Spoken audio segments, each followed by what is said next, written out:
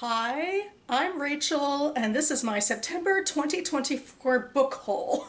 This is my biggest book haul yet. I don't know if I've ever had anything quite this big, certainly not for quite a while. Most of this year I've been pretty good, I think. I get a couple of books. Often they have immediate utility. I went a little more crazy on my birthday, but this is a stack of 18 books, which is why it reaches up this high. They're on a very short little stool in a pile. And yeah, I got all of them through the Jewish Book Council's Raid the Shelves event. So, the Jewish Book Council is an organization whose website I basically live on. It's where I find out about the majority of books I seem to add to my TBR. It's an organization dedicated to Jewish literature, and they have a lot of programs and awards and things like that, and apparently they have a large backlog of books. So for the past several years, they've opened up their offices in Manhattan for a couple of hours, one day a year, for fans to come in and do a big book raid, as the title suggests.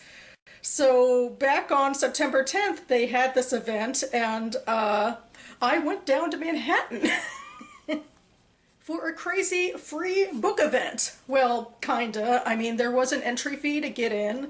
And for me, I was coming from Washington, D.C., right outside of Washington, D.C., into Manhattan. So it was more like recouping the cost for me, I suppose. But I figured I should try to give this a go because I've been curious about this event, and I constantly add in books from Jewish Book Council to my TBR. So why not just make one crazy day out of it? I took the train there and back all in the same day. It was a lot of travel. I was listening to a BookTube prize book on audio, actually. And I would check it out and see what it was all about and do one of my old scavenger hunts. Because I have all the books on my TBR and a very large list on my phone.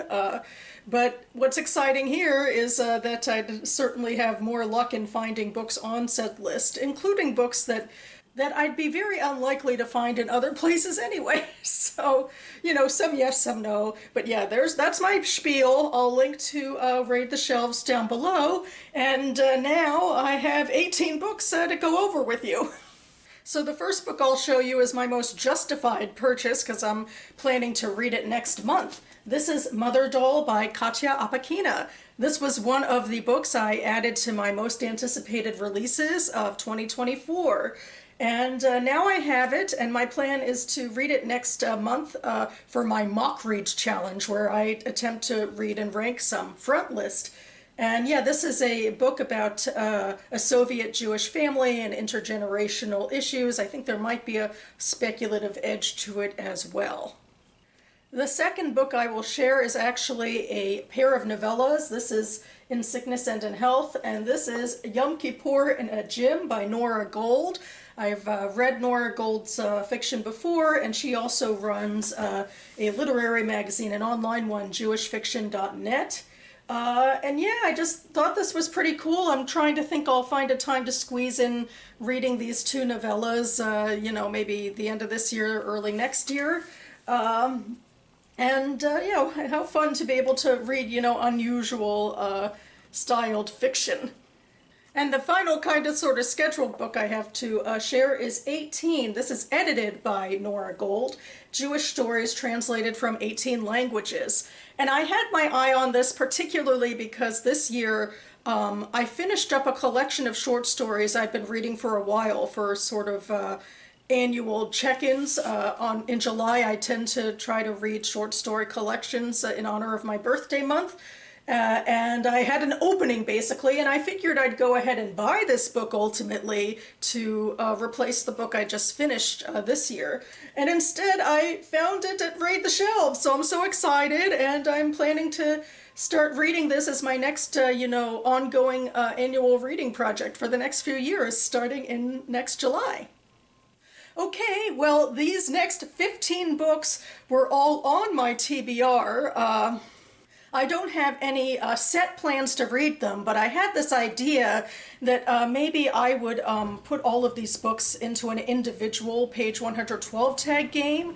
The Page 112 Tag game is a monthly game I play where I draw out 3 books from my unread physical TBRs per month, and I compare page 112 and then choose one of them to add to the month's TBR. But I thought instead of putting all of these 15 in the pot with all the other books I have in the page 112 tag game, I'd put them in a separate pile and only play with them a few times a year and, increase the chances of actually reading some of these books in a timely fashion. But yeah, I've gotten all these books at once and it's exciting and I feel like I kind of owe it to myself to actually try to read them. So anyway, I will now share them with you in case some of them tickle your fancy. And the first one I'm going to share is A Castle in Brooklyn by Shirley Rusak-Wachtel. And this is historical fiction that starts in 1944 Poland, starting with the Holocaust, but then it does go toward years later.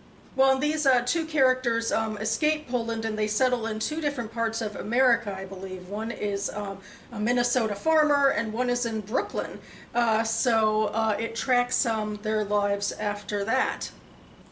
This next book is On Fire Island by Jane L. Rosen. This, I believe, is more contemporary fiction.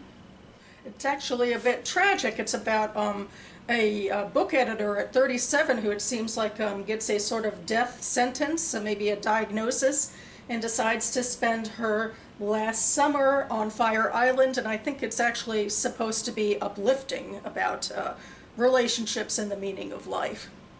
This next book is In Other Lifetimes, All I've Lost Comes Back to Me, short stories by Courtney Sender, which I actually featured this collection in, I think, my last annual Jewish American Short Stories collection post. I make it in May because it's Jewish American Heritage Month and also International Short Story Day, so it was on my radar, or more peaked than usual on my radar, so I'm very excited to have a copy now and to actually read these. This is Where I Am by Dana Shem Orr. It makes me think basically of cookbooks, really, because of that backdrop, and I have to remind myself, in fact, this is fiction. And this is about an Israeli translator in Paris who is married to a French man. They have a child together, and I think it's about sort of this Israeli translator living between cultures, feeling a little isolated where she is. And it is a black comedy and travelogue.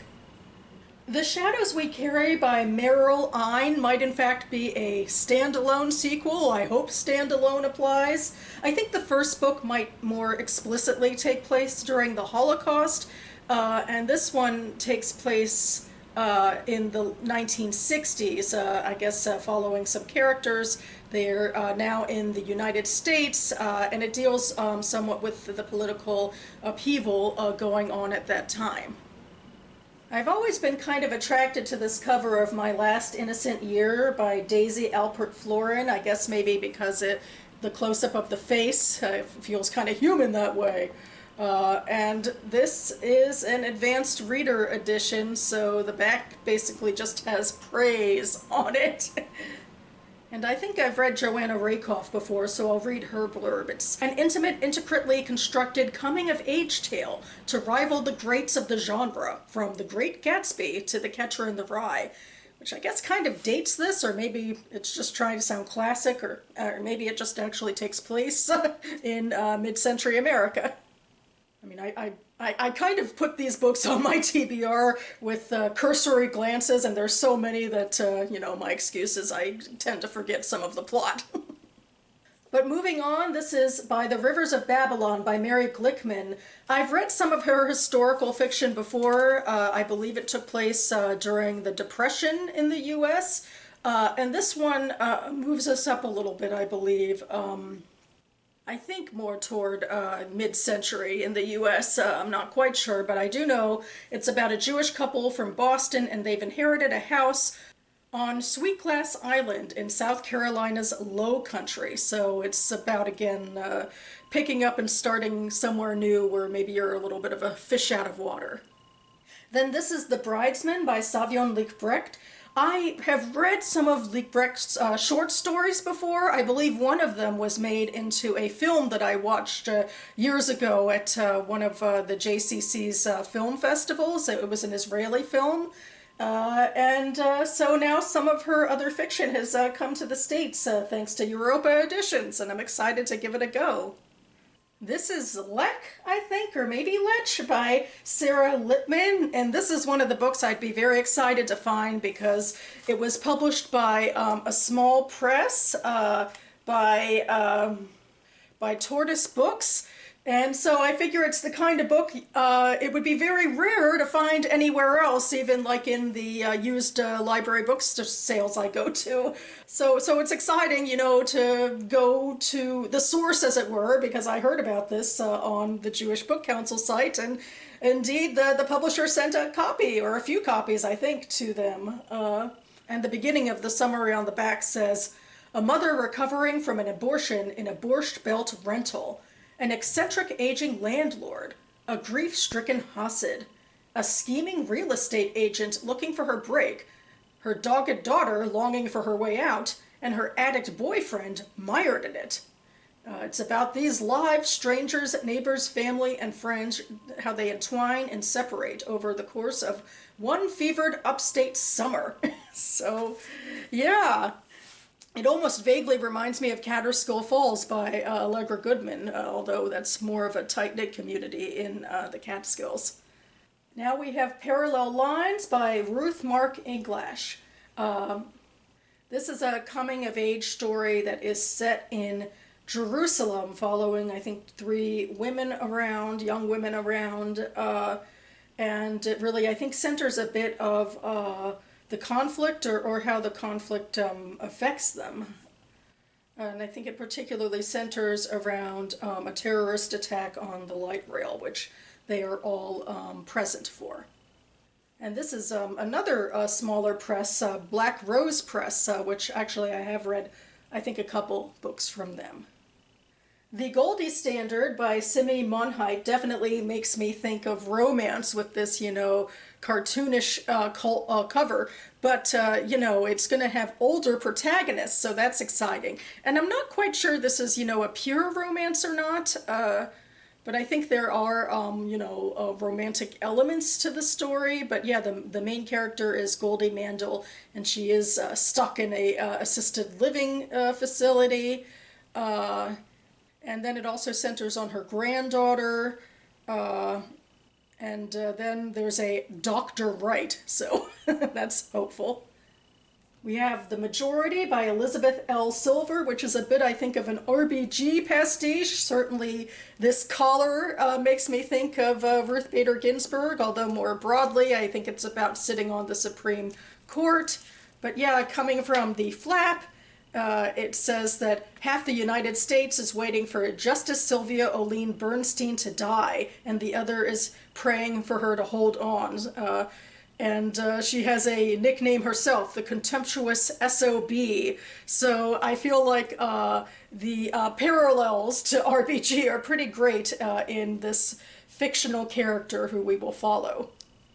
This one is Imogen Obviously by Becky Albertalli. I talk about this book a fair bit in one of my other TBR games, my BookTube spin game, where it's been sitting for a couple of quarters in my Jewish romance section. I haven't landed on it yet, but if I do, now I have a copy to pick up physically from my own shelves.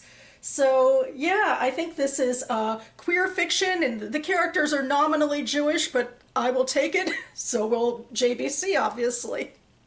And this is Adam Unrehearsed by Dawn Futterman, which technically I didn't add to my official scavenger hunt TBR. I added to sort of a pile of possibility list I have. I have too many reading lists, I guess, but I saw this and I was just really excited.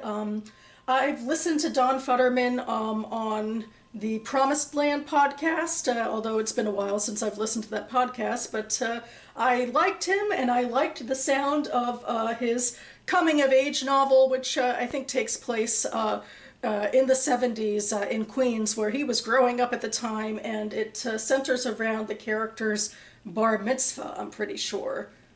And finally, this book haul will be coming to an end with Anna Turns by Lisa Gornick. And to summarize a bit from this flap, it looks like we're going to follow Anna in sort of witty, maybe satirical family situations. She is a book doula, not quite sure what that means, but I'll go with it. And she's having all sorts of issues, it seems like, with her husband, the man she's having an affair with, her brother who's hijacked their father's will, and then her mother who seems to constantly put her on guilt trips.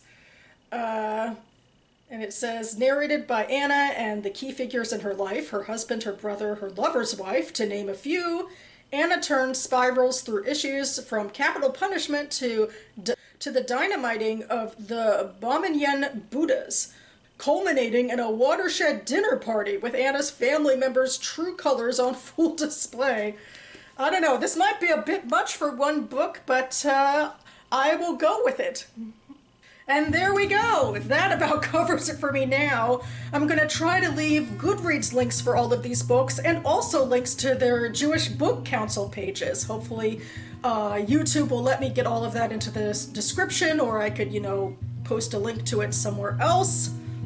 And it's hard to think of book hauls being this intense after this one, but it'll probably be good for me to, go back to only accumulating a few books at a time, or else I'll never get to everything on my shelves as it is.